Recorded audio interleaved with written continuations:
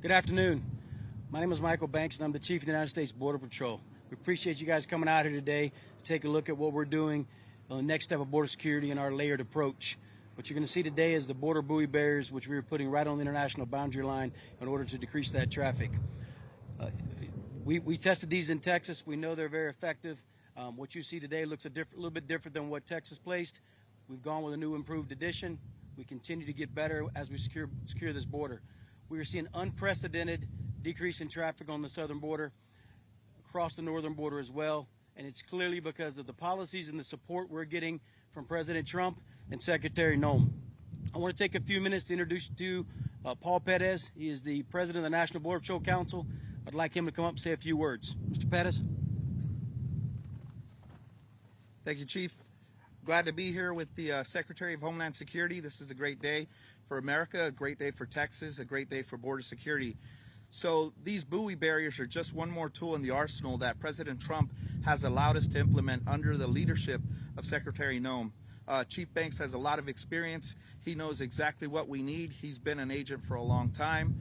Those of us that have worked the border, we know exactly what we need. And the good thing about this administration is they listen to the boots on the ground. They know what works. They know what's effective.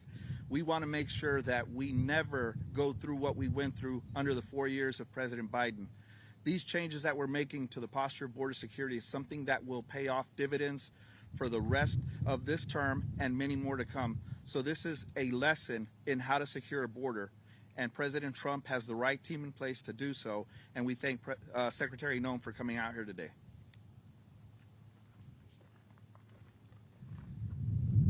It's a great pleasure that I introduce you to the Honorable Kristi Noem, Secretary of Homeland Security.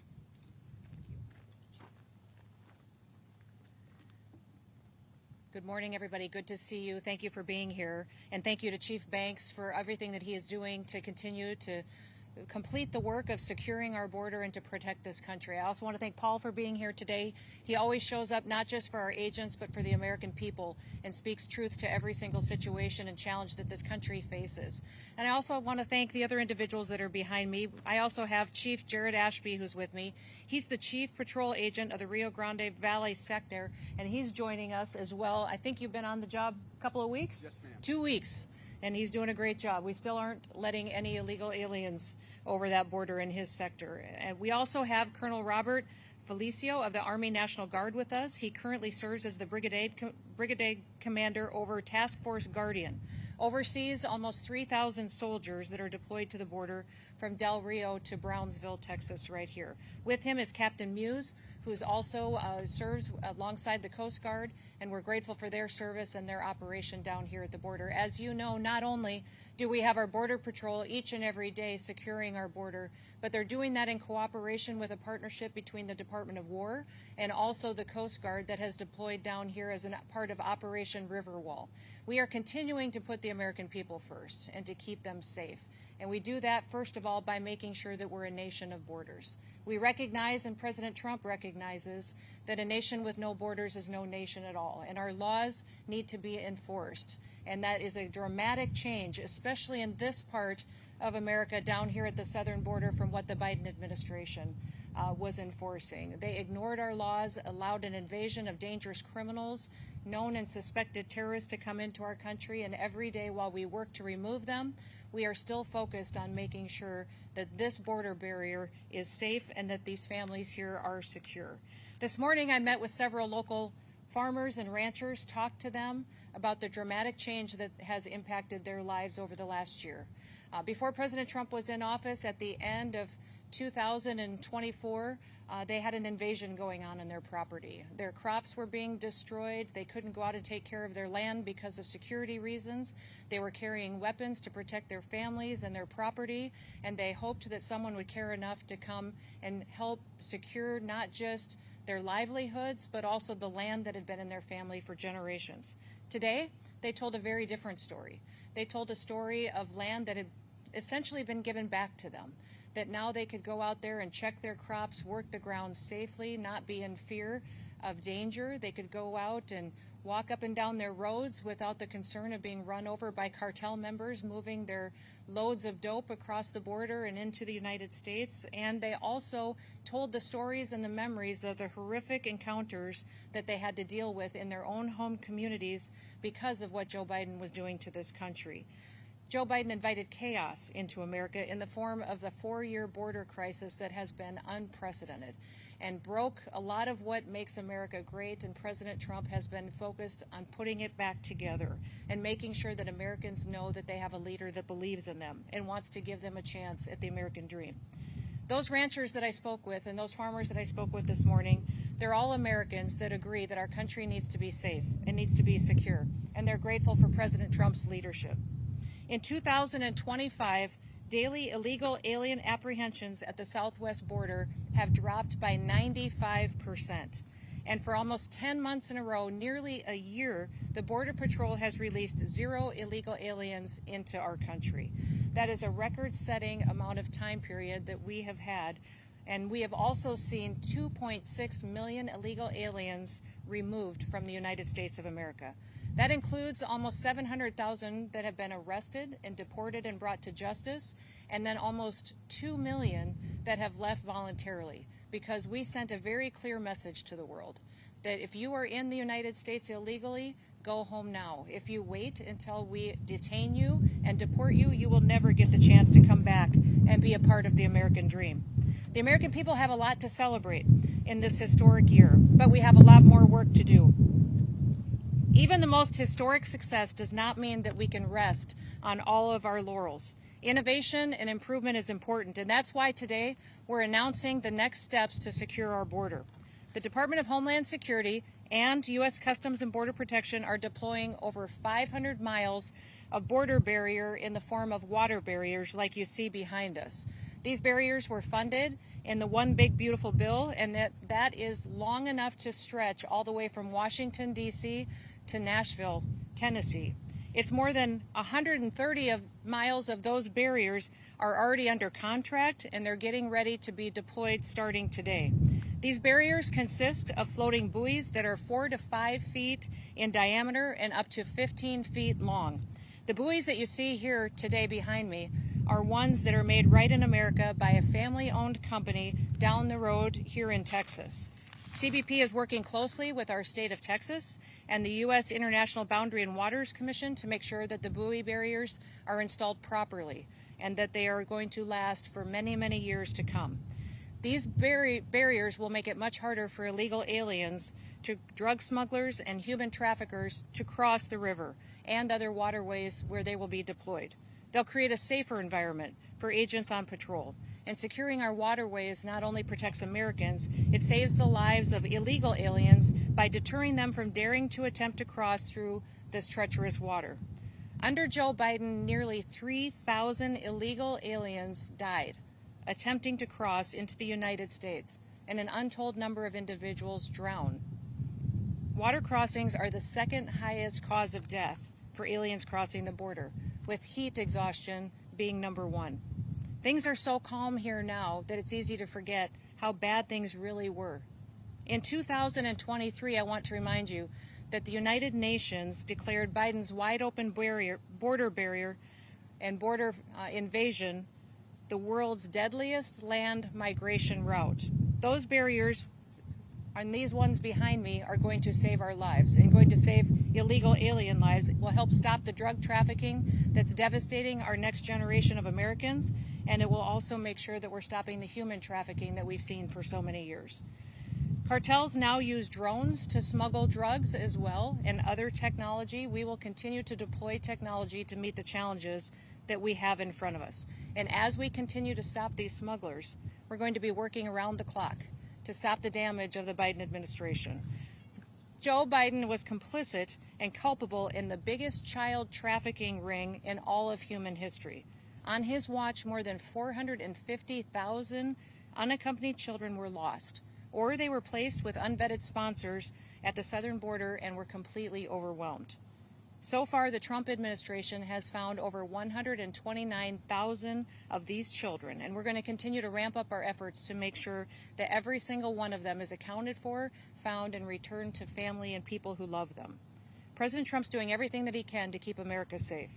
I want to thank you for being here. I want to thank Chief Banks, the state of Texas, our Border Patrol, and all the individuals that are out there making sure that our border not only continues to be safe and secure, but that we also are out there deploying technology to make sure that all Americans get the chance to live in America where they can get up in the morning and be excited about raising their kids and their grandkids in a country that is free. And with that, I'll turn it back over to any questions that you may have. Yes, right here.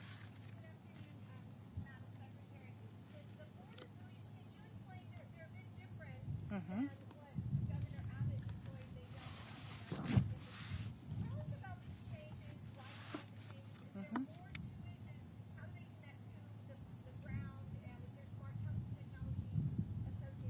Absolutely. I'm going to let Chief Banks describe the technology and the advancement in the buoy barriers because he's worked extensively on the development of this device and with the company that will be under contract to provide many of these miles of barrier for us. And so I believe what you're referring to in the barriers was the discs that were placed in between each of the barriers that the state of Texas put into place. Those discs were anti-tamper discs. What we did is, as we developed it out, we've created a way to create the same anti-deterrence or anti-tampering deterrence without having the disc in there. And so the system still works the same as far as how it sits on a ratchet system. As you try to climb up onto the buoys, they roll backwards, preventing you from being able to climb on. And then we've also found that using the more cylindrical instead of the circular, we get better flotation, which helps us maintain better control of the buoys. So what we've done is we've, over the last year, improved the buoy system that was being placed in the river in Texas, under the state of Texas, and worked with these. But they function the exact same way.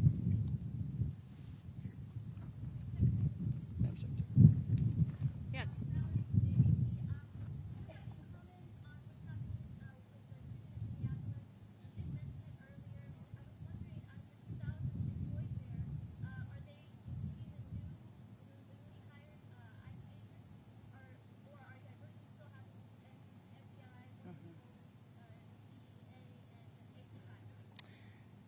So a couple of questions there. You asked about a shooting that we just had in Minneapolis, Minnesota. It was an act of domestic terrorism. What happened, it was our ICE officers were out in an enforcement action.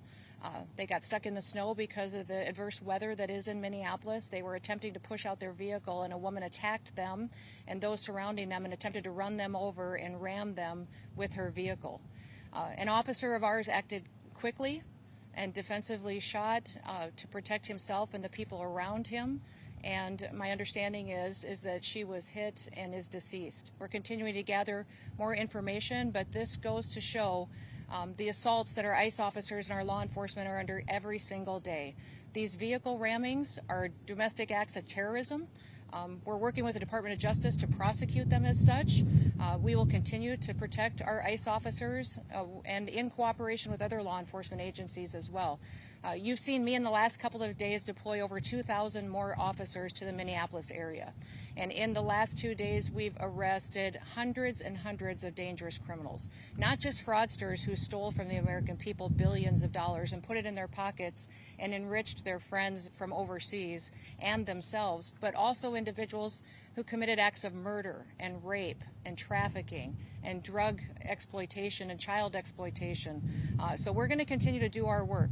And I want to remind everybody that the act like we saw today of using a vehicle to try to kill an officer and his colleagues and the other people around him is something that every politician, every elected official, everyone in this country should be able to rally around and say that it is wrong. And that sanctuary cities and sanctuary states that protect individuals who do that should no longer be allowed. That those individuals that are in leadership positions in these sanctuary jurisdictions need to work with us to make sure that every single person that's out there enforcing the law can be safe, but also so that all of our citizens can continue to be safe too. Domestic acts of terrorism like this will not stand, and I'm grateful that we have the leadership in Washington, D.C. that recognizes it, and will make sure that it's working to keep every single community safe, regardless of who's in charge in that city. President Trump gets up every day and will work to keep people safe, whether they're in a red state or a blue state or in a city that has a Republican mayor or a mayor that has a Democrat mayor. He's going to fight for every single American to make sure they live in a safe community and can raise their kids without fear. Yes.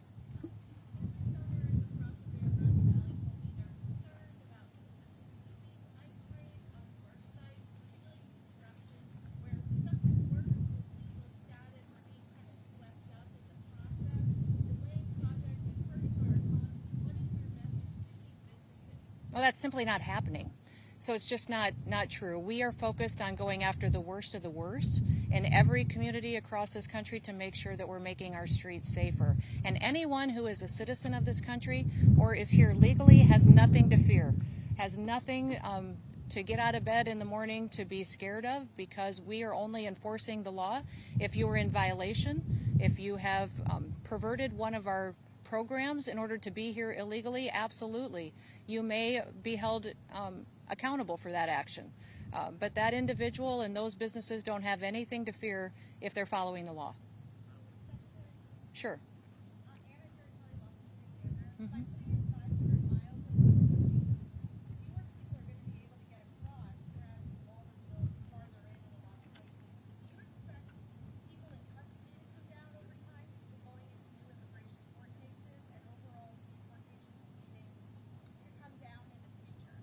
I don't think that we're going to see any less people in detention or in immigration court, because we've still got 15 to 20 million people that are in this country illegally.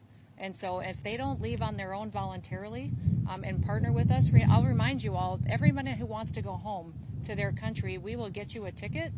We will give you $1,000 and we will help you get there. And you get the chance to come back to the United States the right way. If you wait till we detain you, then you'll never get the chance to be an American citizen. So I think that having a secure border is incredibly important, but we will probably still continue to see detainment centers and immigration courts quite full and being utilized extensively because of the devastation that Joe Biden put on this country. By allowing that many people to come into our country unvetted, we have no idea the amount of dangerous criminals that are here.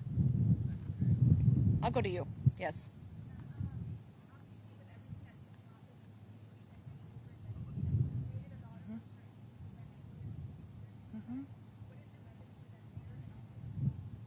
Overwhelmingly, the Venezuelans that I've heard from and talked to are excited about the changes that they see in their country. It is never a bad thing to have a murderous, vicious dictator removed from power. They have more opportunities to go back to their country and have it be more successful and provide for their families today than they did a week ago when Maduro was still in charge. So today's a good day, and we'll continue to do all we can to partner with Venezuela to help it be successful. Yes.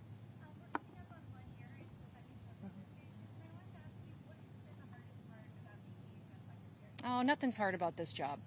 My favorite thing to do is to solve problems and meet challenges. So President Trump and this country are the greatest gifts that I think we have right now, because we were handed a mess. And this country, and people are desperate for some hope and some opportunity to remind themselves of what being an American is all about. So I am very blessed every day that I get the chance to get up and work with law enforcement officers, work with people who take an oath to put their life on the line for their fellow brothers, and I absolutely love it. Yes, sir. You know, my understanding is that Hilton has severed their franchise relationship with the owner of the hotel that we saw disrespecting our law enforcement so much. My hope is that hotel owners and franchises across the country would recognize this as an opportunity for them to bless our law enforcement officers. When you see them in your communities, support them, support their families, maybe give them an opportunity to have a chance to stay at your hotel, and maybe make them some eggs in the morning, give them some toast and juice, and shake their hand and pray over them as they go out the door that they'll be safe while they do their work. I know that when you turn on the news every day, it sounds discouraging, but our law enforcement are the perfect example we can point to for our kids of the kind of Americans we should all want to grow up to be like. Yes.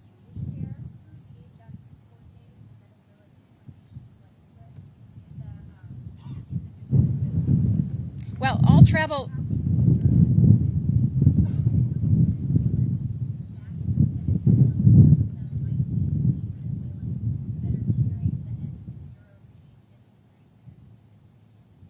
So the State Department always works on all travel documents and flight arrangements for every country when we return individuals back to their homes. We'll continue to do that and let the State Department do that. We have those in detention that may be from Venezuela that will submit their paperwork to the State Department, just like every other individual across the world, and make sure they get home as soon as possible. We'll continue to evaluate every situation in every country and always make sure that we're putting Americans first. You'd have to ask the State Department. Other questions? Yes. Oh, one more? Go for it.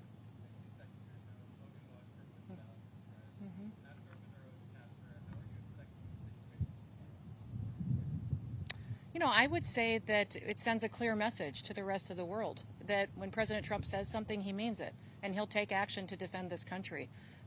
We have been busy communicating that with world leaders where we've seen a lot of our illegal alien and criminal population come from. I'm grateful that not only do they know that we speak a lot of words and that we try to build relationships, but also if you violate our laws, if you threaten people, and if you don't follow what international law is as well, then there will be consequences. Okay. Oh, yep, last one.